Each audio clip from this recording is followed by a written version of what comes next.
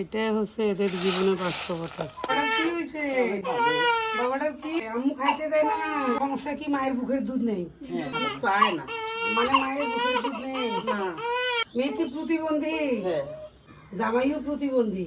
জামাইও প্রতিবন্ধী। মানুষের পিঠা কিনে দিছে, এটা চাউলের আটা, গাইয়ের দুধ না হলে খাইবে না। তুমি ভিক করো? আমি বেশি খাই, আমি খাওয়া আশা নাই, আমার মা আশা নাই। কি হয়েছে?